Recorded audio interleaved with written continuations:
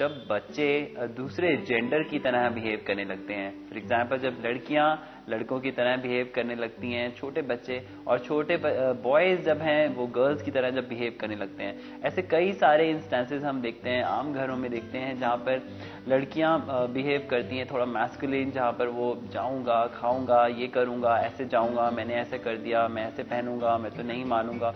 जब वो इस तरह से बिहेव करते हैं तब उसके क्या नेगेटिव इम्पैक्ट्स होते हैं, आज हम वो जानेंगे। इसी तरह से जब बॉयज भी थोड़ा गर्लिश बिहेवियर करते हैं तब क्या होता है। तो जब ये नेगेटिव जेंडर, जब अपोजिट जेंडर की तरह हम बिहेवियर या एक आइडेंटिटी को लेकर के बच्चे बड़े होते हैं, तब वही चीज उनकी पर्सनालिटी में धीरे धीरे आने लगती है। इसका उतना नेगेटिव इम्पैक्ट उन केसेस में नहीं होता जहां पर कभी कभी ओकेजनली वो लोग ऐसा करते हैं। बट अगर ये चीज उनकी रोजमर्रा की जिंदगी में हर जगह पर इसी तरह से ही आ रही होती है, then it's a serious matter, जिस चीज को पेरेंट्स को ऑब्जर्व करना चाहिए।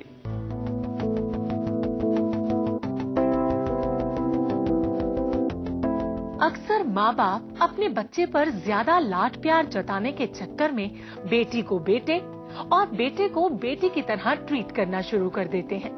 हालांकि इसके पीछे उनकी मंशा अपने बच्चे पर एक्स्ट्रा प्यार और केयर शो करना होता है। लेकिन क्या कभी आपने ये सोचा है कि आप अनजाने में अपने बच्चे को एक ऐसा भविष्य दे रहे हैं जहां वो अपने जेंडर और आपकी परवरिश से मिली आइडेंटिटी में कंफ्यूज होकर रह जाता है। अक्सर देखा गया है कि बच्चों को, जहाँ पर सिंगल गर्ल चाइल्ड होती है, वहाँ पर पेरेंट्स जो हैं, हमारे देश में तो ये खास करके देखा गया है कि हम उसे एक बॉय की तरह ट्रीट करते हैं और उसे बॉय की तरह बड़ा करते हैं। आजकल के पेरेंट्स को इसको बहुत अच्छे से जान लेना चाहिए कि इस तरह से आप उसकी आइडेंटिटी के अंदर एक अजीब सा क्राइसिस, एक अजीब सा कंफ्यूजन को जन्म दे रहे हैं, और वो कंफ्यूजन आगे तक रहेगी। जो उसका बेसिक जेंडर है उसके साथ अगर उसके क्लोज में वो रहे, that's the best upbringing that can happen to the child. But यहाँ पर होता क्या है कि वो अपनी जेंडर से अलग होती जाती है, और धीरे धीरे उसके जो स्कूल में, उसके जो पड़ोस में जो दोस्त हैं, जो पीयर ग्रुप है, वहाँ पर भी ये बिहेवियर रिफ्लेक्ट होता है। वहाँ पर भी और गर्ल्स उसके साथ खेलना नहीं पसंद करेंगी और बॉयज़ के साथ वो खेलने जाएगी और उन्हीं तरह की बातें करेगी। तो एक अजीब सा क्राइसिस आने लगता है। बॉयज भी उसको उस तरह से नहीं ले सकते हैं। हो सकता है कभी कभी पेयर ग्रुप में बॉयज उसको उस तरह से एक्सेप्ट ना करें क्योंकि उन्हें पता है कि वो गर्ल है, तो वो बच्चा दोनों पेयर ग्रुप में एडजस्ट नहीं कर पाता है। आप अपने बच्चे के साथ उसके जेंडर को ध्यान में रखते हुए उसके साथ वैसा ही बर्ताव करें। अगर वो लड़का है तो उसके साथ लड़के की तरह ही ट्रीट करें, न कि लड़की की तरह। बच्चे को सिखाएं कि उसे कैसे और किस तरह की बातें सीखनी है। जब ये नेगेटिव जेंडर, जब अपोजिट जेंडर की तरह हम बिहेवियर या एक आइडेंटिटी को लेकर के बच्चे बड़े होते हैं, तब वही चीज उनकी पर्सनालिटी में धीरे धीरे आने लगती है। इसका उतना नेगेटिव इम्पैक्ट उन केसेस में नहीं होता जहां पर कभी कभी ओकेजनली वो लोग ऐसा करते हैं। बट अगर ये चीज उनकी रोजमर्रा की जिंदगी में हर जगह पर इसी तरह से ही आ रही होती है, then it's a serious matter, जिस चीज को पेरेंट्स को ऑब्जर्व करना चाहिए। अगर आपको लगता है कि आपका बच्चा वैसा बिहेव नहीं करता जैसा कि उसे करना चाहिए, बल्कि अपने जेंडर के ऑपोजिट बिहेव करता है, तो ऐसे में पेरेंट्स के लिए बहुत इम्पोर्टेंट है कि वो ये पता लगाएं कि आखिर उनका बच्चा ऐसा क्यों बिहेव कर रहा है। अगर बच्चा कभी कभी ऐसा बिहेव करता है तो फिक्र करने की कोई बात नहीं। उसे प्यार से समझाएं कि ऐसा करना उसके लिए ठीक नहीं। लेकिन अगर वो बार बार उन्हीं बातों को दोबारा रिपीट कर रहा है तो इस बात को सीरियसली लेने की जरूरत है। यहाँ पर बहुत जरूरी है कि इस ऑपोजिट जेंडर की तरह बिहेव करने को आप सीरियसली लीजिए, उसे लाइटली मत लीजिए, और इस चीज को पहचानें कि ये एक डिसफंक्शनैलिटी है जो आज नहीं बट कल को एक बहुत ही संगीन रूप ले सकती है। बच्चे को इलाज के साथ साथ उसे मॉरली भी सपोर्ट करें और उसके कॉन्फिडेंस को बनाए रखने के लिए फैमिली मेंबर्स को भी बच्चों के साथ हेल्दी बिहेव करने के लिए कहें।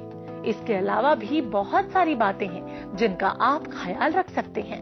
सबसे पहले यहाँ पर ज़रूरी है कि आप उसके पीयर ग्रुप में उसको देखिए, ऑब्जर्व करिए कि क्या क्या ऐसे बिहेवियर्स हैं जो वो दिखा रहे हैं।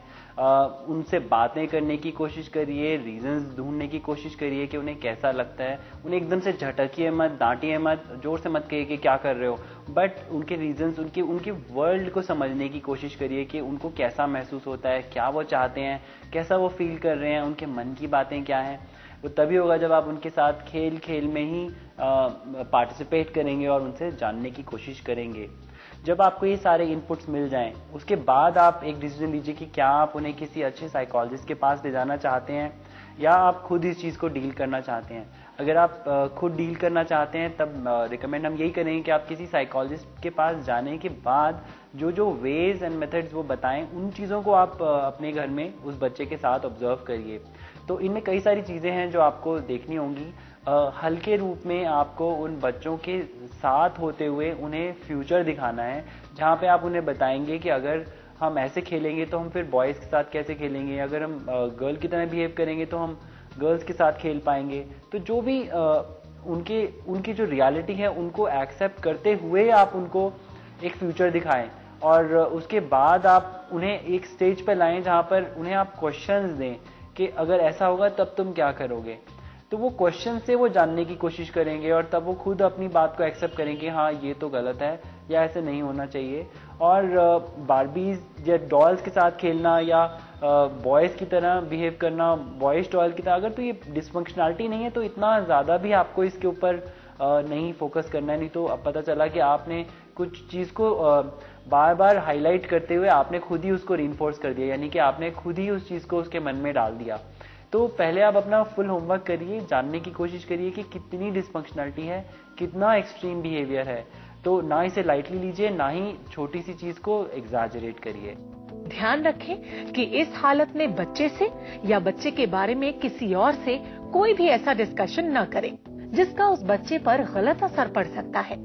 उन्हें जो कुछ भी समझाना है प्यार और शांति के साथ समझाएं।